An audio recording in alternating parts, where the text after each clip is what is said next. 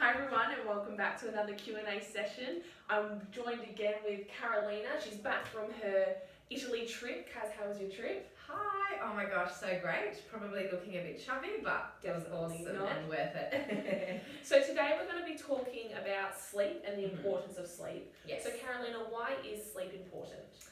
Okay, so sleep allows our body and in particularly our brain actually have a rest and to regenerate.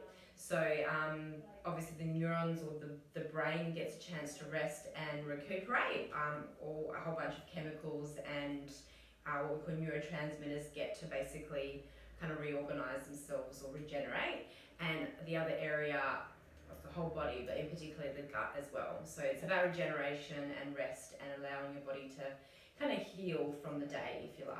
Yeah. Yeah. Okay, so as an adult, as adults, what is the recommended hours of sleep? Yeah, well, it can vary between individual to individual, but 8 hours is still considered that average that really does seem to be the peak or the best amount of time for most people.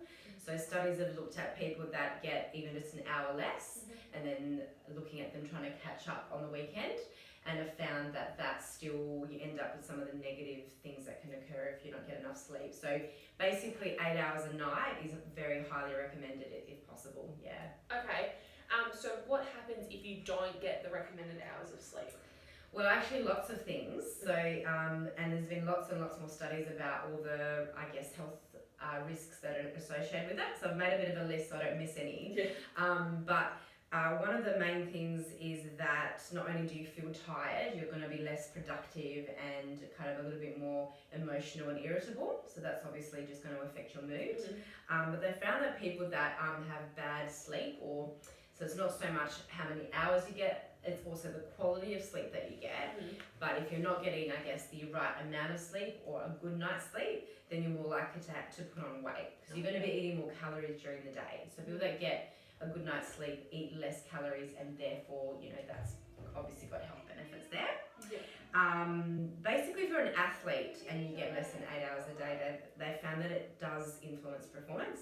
Even in people that are really peak performers, if they actually up their sleep or get a better quality sleep, they get even better. So there's a lot on sort of sleep hygiene for athletes out there, and that's really important for athletic performance.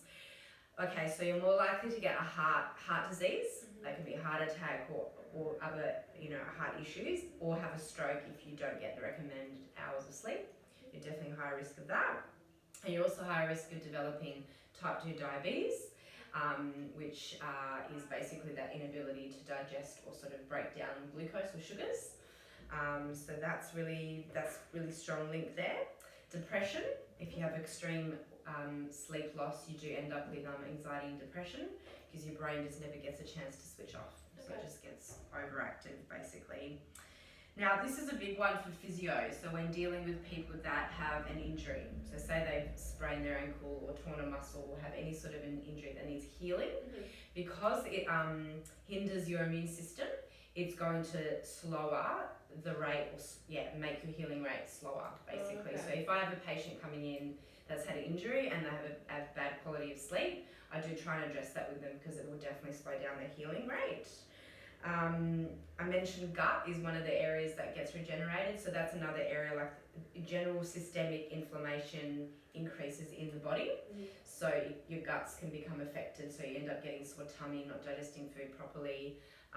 Perhaps people that are already inflamed, which I talked about a few weeks ago in the live. If you're someone that is prone to inflammation because you have arthritis or some other sort of, I guess, disease, you need even more sleep because your immune system is already compromised. And the other thing I find is if people are dealing with chronic pain, so pain that they've had for a long time for whatever reasons, your pain will always feel more intense if you're tired. So the more sleep you can get, your nerves just relax and your pain intensity lowers. So there's quite a few really important points. Of course. So I think we all know that sleep's important, but I don't think we know to the degree of how much it can impact what we do. So what can we actually do to improve our sleep? Yes, so first of all, you've got to be honest with yourself as to how many hours a day you get. Some people like the fact that they can wear an activity tracker on your phone or on your watch, so you can actually get a honest amount of hours of sleep. And they're quite good at tracking whether you're getting deep sleep or sort of more of your lighter sleep, because you should be getting at least sort of 1 to 2 hours of deep sleep. Yeah. So even if you get 8 hours in the bed, if you're not getting up to an hour of deep sleep, that's what we call poor sleep hygiene. The things you can do for that, so first of all, make sure you get to bed obviously earlier and get up at a time which allows you to have at least 8 hours. Yeah. But prior to going to sleep, you want to avoid for at least an hour before you go to bed anything that's what we call blue light, so TVs, computers, phones. Yeah. So, you know, come up with a little routine. Some people do well taking melatonin, which is just a natural hormone that we produce when we get tired. Mm-hmm. So you can speak to your doctor about getting that if you need some help. That just helps you wind down. You know, maybe read a book for half an hour before you want to sleep. You can have a bath, meditation, and just focusing on your breath. Anything that's basically going to chill you out and relax you. And look, at the end of the day, if you are struggling with sleep, there are sleep experts out there, and you should really talk to your doctor about that so they can come up with a plan. Okay, Yeah, awesome. Well, no thank you, worries. Carolina, for talking about sleep and the importance of it. No worries. We'll see you guys next week for another Q&A session. Make sure you get your 8 hours of sleep, and we'll see you next week. Sleep Bye. well. Bye.